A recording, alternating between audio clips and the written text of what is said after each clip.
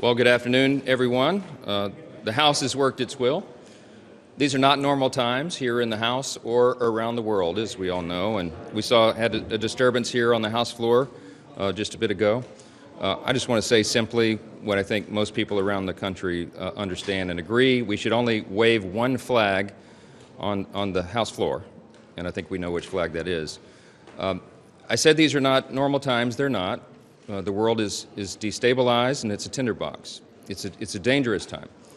Three of our primary adversaries, Russia and Iran and China, are working together, and they're being aggressors around the globe. And they're a global threat to our prosperity and our security. Their advance threatens the free world, and it demands American leadership. If we turn our backs right now, the consequences could be devastating. So this afternoon, the House acted, and we sent over to the Senate, and it will be transmitted shortly, our supplemental national security legislation. And make no mistake, this is not a blank check like the Senate supplemental bill was. This is very different. Instead of taking the path of least resistance and bringing up the Senate supplemental on the House floor, or just allowing a discharge petition to pursue, which would have had the same outcome, we gave our members a voice. We gave them a chance. We gave them a better process and ultimately a much better policy. Unlike the Senate's blank check, the House legislation has a number of very important features. It provides for greater accountability over Ukraine aid. It forces an endgame strategy for the Ukraine war.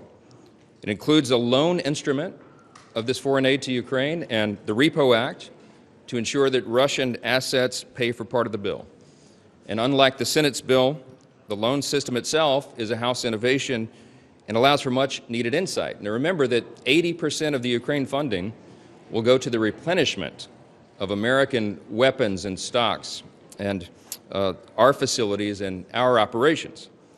It also includes tough measures and sanctions on Iran and Russia and China, which most of the American people understand is a necessity and a very important thing.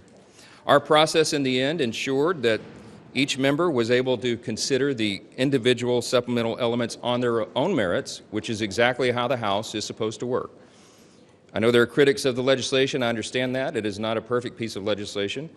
We're not ensured that in a time of divided government and in a time where there are lots of different opinions. But there is no question whatsoever that the House has made many strong improvements to the Senate bill, and the product that we've sent over there is much better. This package, I will note, because it's very important, also includes national security priorities, and many of them, but it is the only way that we could have gotten Democrats to support aid to Israel, and that's a fact.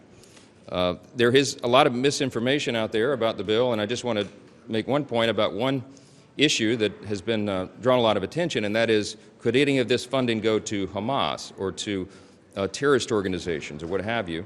And we put safeguards in the legislation to ensure that UNRWA is not funded, the UN agency that included terrorists who participated in the October 7th attack on Israel. We've also have language that prevents it from any of the funding going to Hamas or any other bad actors. That's a very important element of oversight.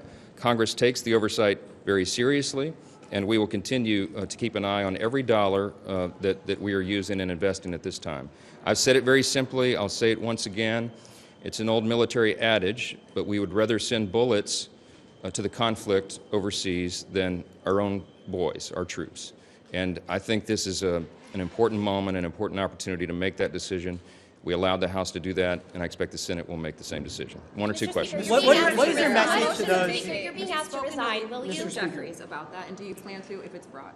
No, listen, as I've said many times, I don't walk around this building being worried about a motion to vacate. I have to do my job. We did. I've done here what I believe to be the right thing, and that is to allow the House to work its will.